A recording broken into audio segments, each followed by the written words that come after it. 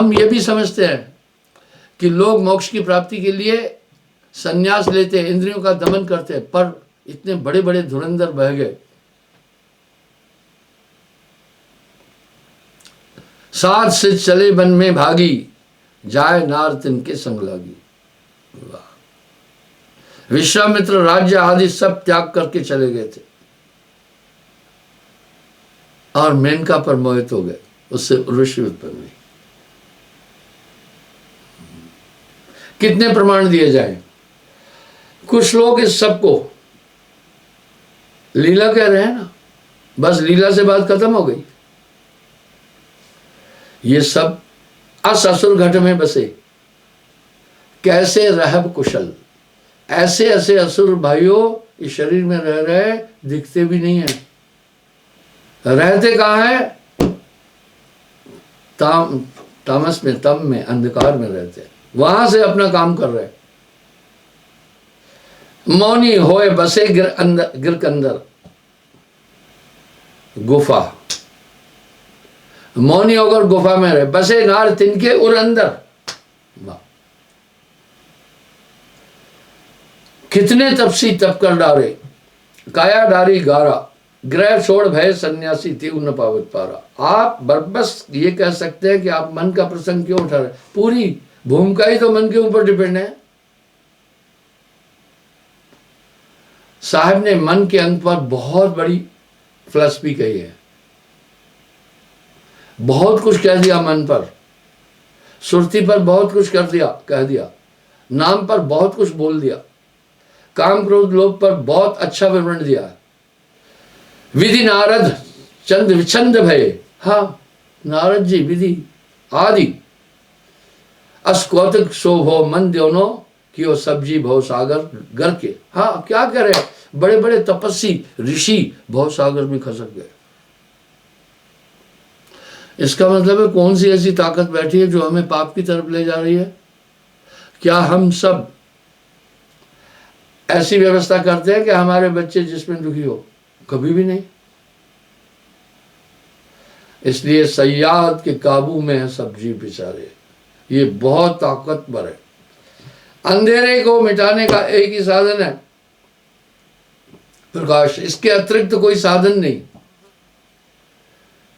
कोई बलवान लाठी लेकर के चलाता रहे, अंधकार में चिल्लाता रहे और तलवारें भांजता रहे, गोलियां मारता रहे, उस अंधकार की निवृत्ति नहीं कर सकता है। उसका एक ही उपाय है, प्रकाश। अब साहब भी एक बात करें, बच्चियों एक उपाय।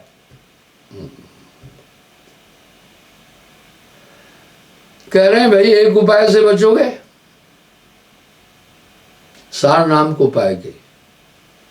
जहां नाम तह कालगत नाही, बिना नाम सब काल की छाई। इन शब्दों को लोग तुकबंदी मानकर बस कहते कोई नाम जप लो, गहराई में नहीं जा रहे हैं। ये वैसे ही है। ठीक, एक आदमी शराब पीता था, मैं उसको कहा शराब बहुत हानिकारक है। बोला वो मैं भी जानता हूं। मैंने कहा नहीं, तुम्हारा जानना ऊपरी है। जिस दिन तुम इसके दोष को समझ जाओगे, इसको कभी टच नहीं करोगे। बीड़ी सिगरेट भी ऐसा ही है। जो सिगरेट पीता है, अच्छा कुछ तो लोग ये कहते हैं हाँ जानते हैं हानिकारक है लेकिन छूटती नहीं लत। अब ये सवाल उठा, बीड़ी खुद उठकर तो मुंह में नहीं जा रही ना, वो तुम्हारे ही उपक्रम से तो जा रही है ना, बस दृढ़ होना। पर नहीं, ये बड़े बड़े तपस्वी ऋषि मुनियों का तप भी बंद कर देता है। जो चाहे वो करता है, सबको नचाड़े। गण गंधर्व ऋषि मुनि और देवा, यहां साहब कह रहे हैं सब मिलकर हैं काल की सेवा। पीर पैगंबर कुतुब औलिया काल निरंजन सबको दल देते हैं। हमारे यहाँ प्राचीन काल में पद्धति थी, घर में सबके चक्की थी। क्या जीवन पद्धति थी, कितना चीप था जीवन। भोजन चाजन के लिए कोई तकलीफ नहीं थी, घर में ही वो दाल दल देते थे, ताजी ताजी दाल खाते थे। सुबह माताएं बहनें आटा पीसती थी और भजन गाती थी प्रभु के। वो ताज़ा आटा खाने से कभी गैस नहीं बनेगी। अब ये मिलों से निकला हुआ आटा पुराना पुराना खाने से पेटों में गैस बनेगी। बीमारियां थी नहीं, शुगर नाम की कोई चीज़ नहीं थी, तो दलते थे, दलिया भी दलते थे। इस तरह वो माताएं बहनें जानती थी चक्की का प्रयोग कैसे करना है। इस तरह साहब कह रहे हैं काल पुरुष सबको दल रहा है, यानी ये असुर घट में बसे कैसे रहे कुशल। आपके साथ इतनी बड़ी विभत्स ताकतें लगी हुई है जो इस आत्मा को उस पाप की तरफ खींचती है। यहाँ साहब का फिर शब्द कितना सटीक क्या है, जीव पड़ा बहुलूट में ना कुछ लेना देना। अरे कुछ लेना देना ही, ये तो वही हिसाब हुआ। दो आदमियों की अपने में तू मैं बहस हो रही थी, तो एक ने कहा तमाचा मारकर 34 दांत तोड़ दूंगा। जो वहां देख रहा था उनकी तू मैं बक, उसने कहा भाई दांत तो 32 है, 34 कैसे तोड़ोगे? बोला 2 तुम्हारे टूट जाएंगे उसमें।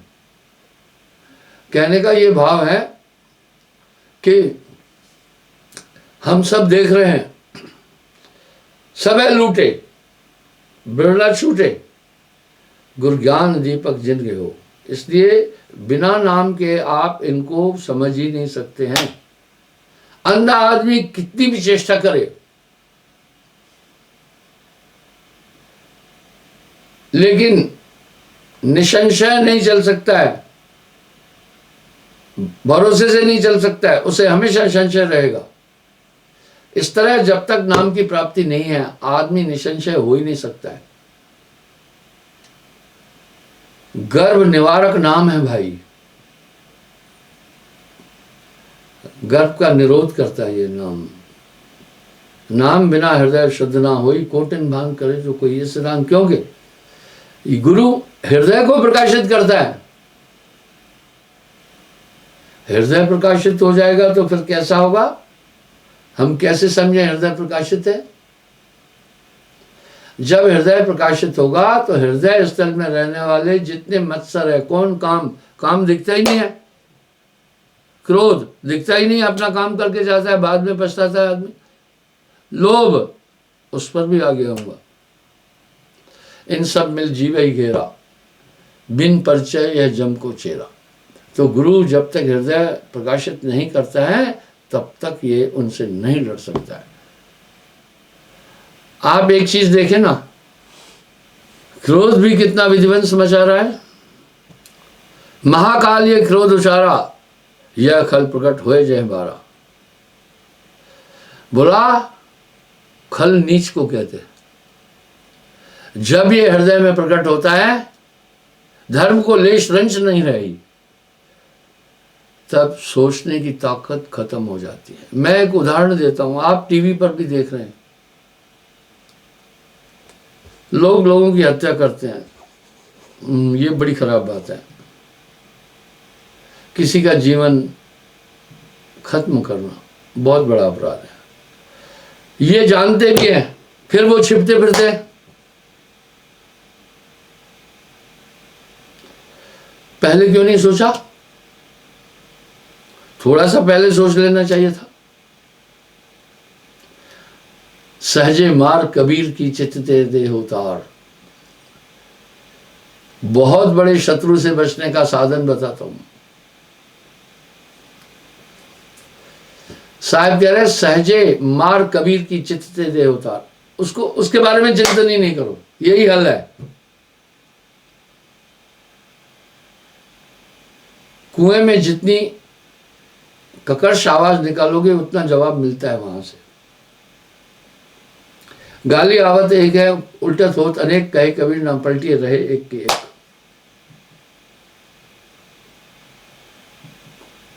इस तरह हल एक ही है। काफी लोग मेरे पास आते हैं, कहते हैं सास ने जीना मुश्किल कर दिया। मैं बोला सास की तो गलती है, तेरी भी है। उसकी बुद्धि इतनी है, उसको बोलने दो। मैं लोगों से कहता हूं अगर आपकी पत्नी भी आपको टेंशन दे तो मत लेना, ये उसकी बीमारी है। अगर स्त्री को पति टेंशन दे तो भी मत लेना, ये उसकी बीमारी है, उसको लेकर फिर क्यों झंझट करना। पर ये कहना आसान है, मन बार बार तर्क देगा, क्या देगा, तुम्हें गाली देकर तुम्हारा अपमान कर दिया, अरे उसने अपमान नहीं किया, बाकी व्याख्या आपके मन ने की।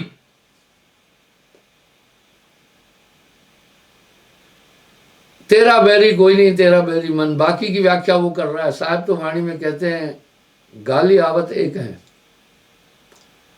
गाली एक नहीं, उल्टत होत अनेक।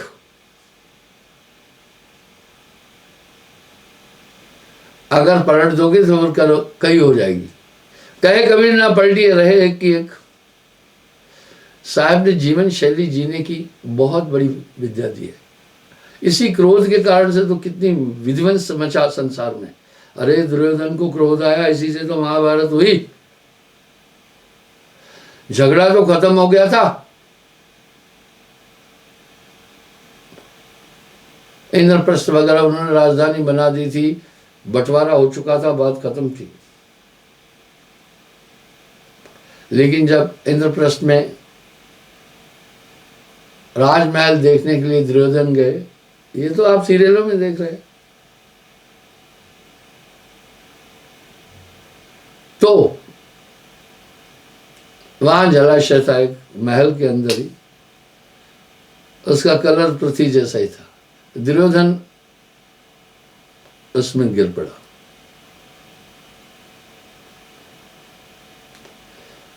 ठठा मारकर द्रौपदी ने कहा, अंधों के बच्चे भी तो अंधे होते हैं।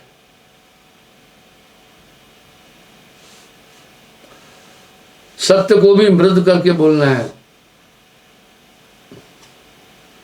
कटु नहीं। जिस सत्य में कटता है वो भी झूठ है।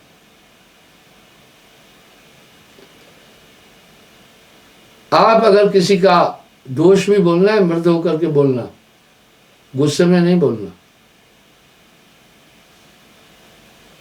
जिस सत्य में क्रोध का मिश्रण है वो सत्य दूषित हो जाता है।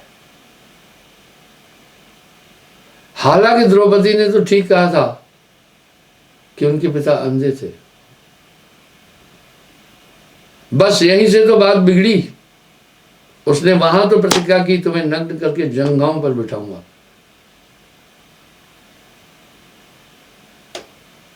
शुरू हो गया वहां से प्रतिशोध का खेल। आप देखा ये क्रोध कितना हानिकारक है। महाकाल ये क्रोध अपारा। साहब ने कहा जहां क्षमा था आप है, जहां क्रोध तय काल है। जहां क्षमा था आप,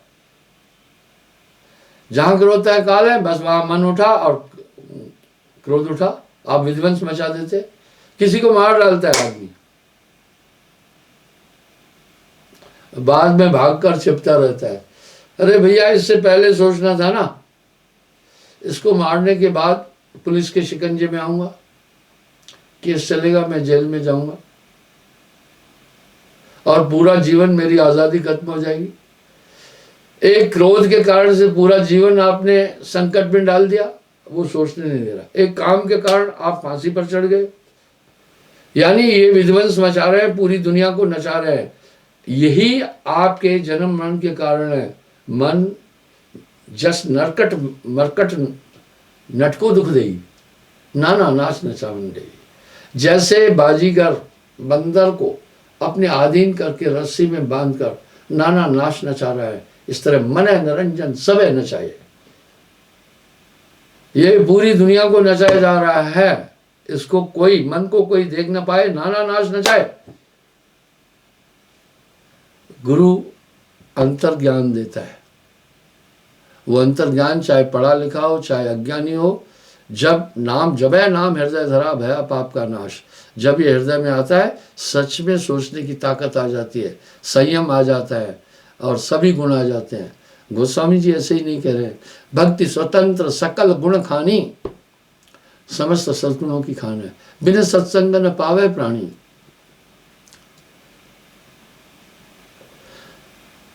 यह खल प्रकट होए जय बारा, धर्म को लेश रंच नहीं रही, यह अपराधी जब तब दही हवा। यानी जब क्रोध आ जाता है तो रंच भर भी धैर्य नहीं रहता है, और ये अपराधी जप और तप सबको दहन कर देता है। देखा, अससुर घट में बसे कैसे रहे कुशल, प्रलय करे सद्गुण है बिडारा, आप दाहे और न दुहि डारा। दाहने का मतलब जला देता है।